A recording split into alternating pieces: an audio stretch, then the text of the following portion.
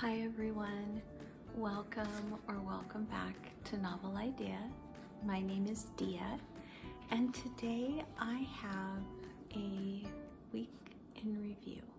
So today's tea, I cannot remember the name of. I know it's a Harney and Sons tea, but I can't remember the name of it, so I will put a picture up. It's really good. So this past 10 days or so since April began, I haven't finished very much, but I have finished a few things. So I wanted to go over those and then also tell you about what I'm currently reading and also about a couple of things that are coming up very soon. Okay, so the first one that I finished, I started reading in March, but I finished it in April, and that is Pilgrim at Tinker Creek by Annie Dillard. Now this is a reread for me, and I absolutely love this book. It is not a perfect book, but it is one that really stirs my heart and stirs just me getting to think about things and to notice things more deeply and more regularly. I don't think that I agree with her on much of her conclusions, not even close to 100%, but I appreciate that when she asks a question, it makes me think about how I would answer it. If you have never read it, I would encourage you to. It's impactful for me every time I reread it. I didn't tell you really what it was about. It is about Annie Dillard's time in Virginia at a place called Tinker Creek, and it is about life and what she has dreams for and what she is trying to reconcile in her own heart, and it's beautiful. For Alcott April, this was for Tiffany's prompt to read a nonfiction, and this is Marmee and Louisa by LaPlante. Let's see if I can get the light to stop shining off of it there. So this is the story of Louisa May Alcott's mother and her, but of course all of the rest of her family is in there, and much of her mother's family is in here as well. And this made me happy, it made me sad, it did all of the things that you expect a biography to do. LaPlante is related to Louisa May Alcott through Marmee's niece, Louisa's cousin. So that, and then she is like the granddaughter or great-granddaughter of Louisa's cousin.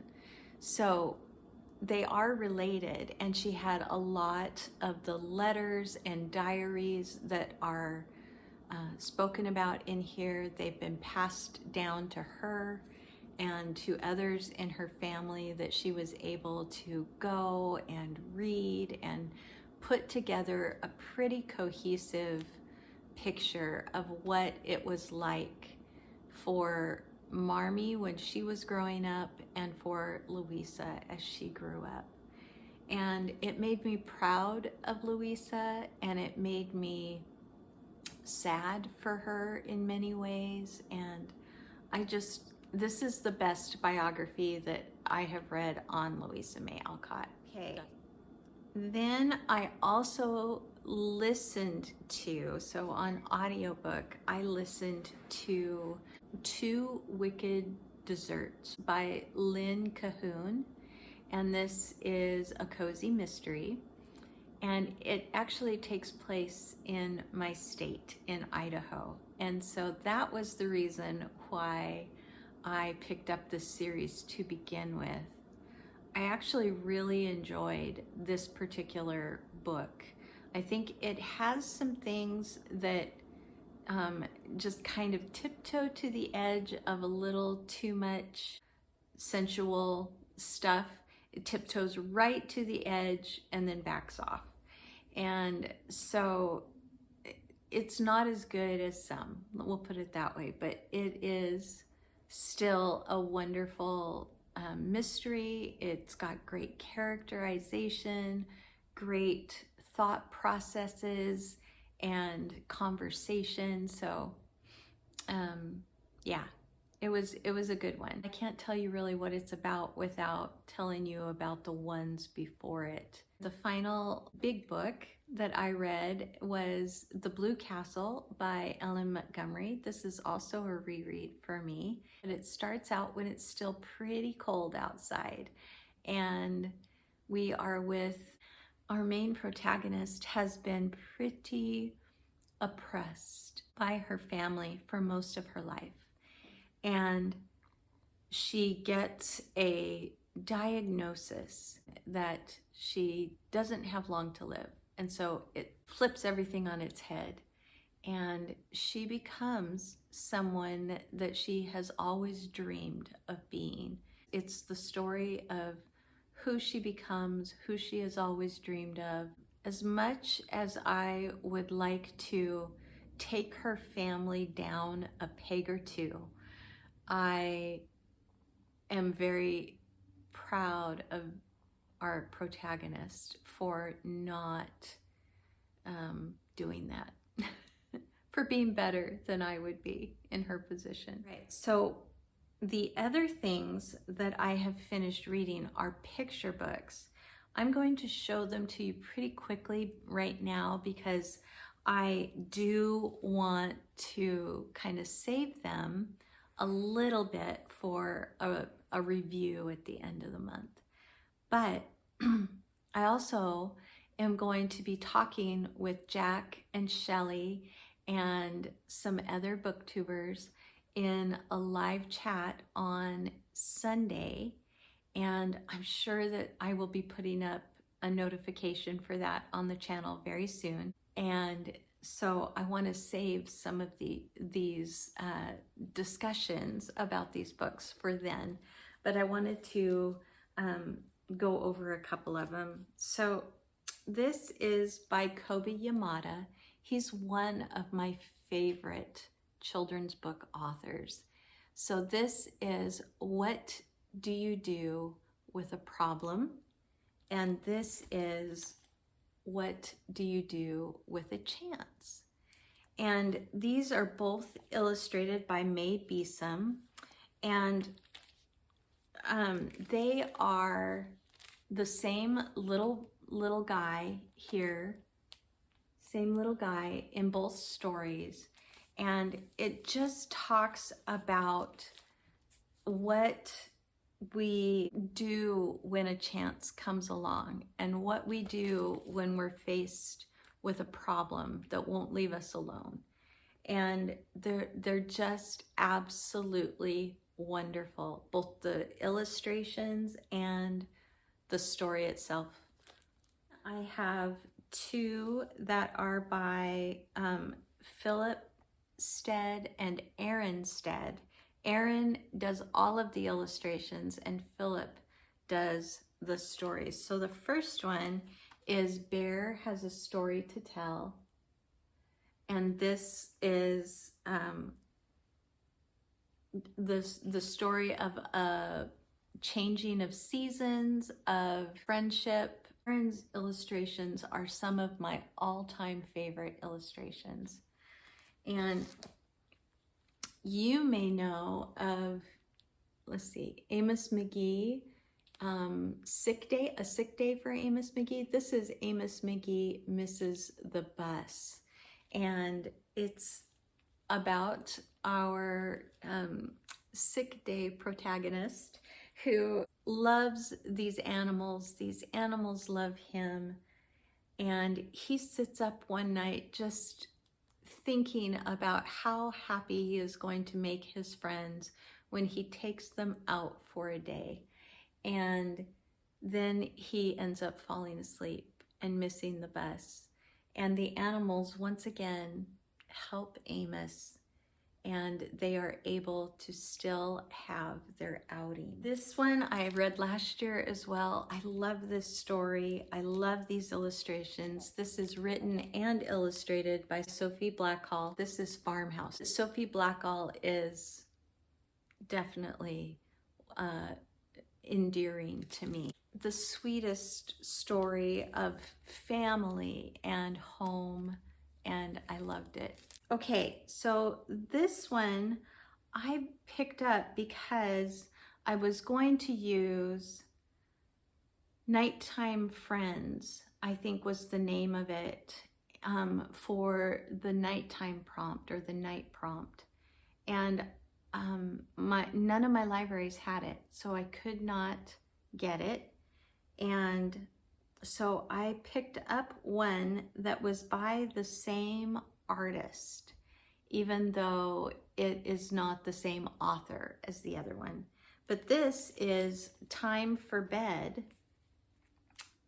Miyuki, and it is illustrated by Seng Sound Rottenbahn, and it's written by Roxanne Marie Gales. This is a very colorful nighttime story, but I love these colors together.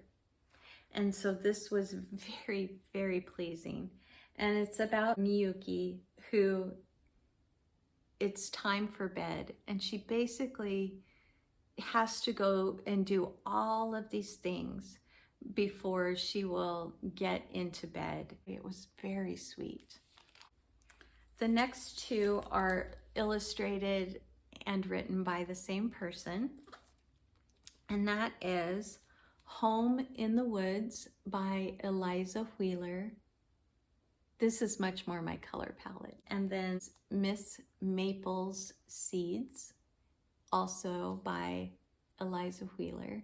Miss Maple, who goes around all summer long into the fall, late into the fall, gathering lost seeds. And all winter long, she nurtures them. And then finally, when the last of the frost is over, she releases her seeds after she has taught them and nurtured them and cared for them all winter. She releases her seeds into the big wide world, even though they are very little seeds. This one I enjoyed even more, and this one is about Eliza's grandmother, or her great-grandmother, whose name was Marvel. Her grandmother, great-grandmother, was one of 8 children, and her father died suddenly, and they were evicted from their home. And so they went in search of another home, and they found one in a very run-down tar paper shack in the middle of the woods, and just how they make it into a true home. And the way this one begins and the way this one ends is probably one of my favorite beginnings and my favorite endings of any picture book I have ever read. Then I did there we go, You Belong Here. And this one is written by M.H. Clark and is illustrated by Isabel Arsenault. It has these illustrations. I don't know if you can see it, but these are in a very muted kind of color palette. And then every page has a little pop of red on it. And this is all very like structural and straight lines. And then when it gets to the red, it's very roundy and you know, it has less structure to it. It stays in that palette throughout the entire book with just little tiny pops of red throughout it. And so your eye is like constantly searching for where the color is. And I love that. And you belong right here where you're home and where I hold you close. Of all the wonders I have known, you're the one I love the most. And so this one is a little bit longer. I don't think this would be really good for very small children. Okay, so those are a few of the picture books that I read the first part of the month. And now let me tell you about what I'm currently reading and what will be up next.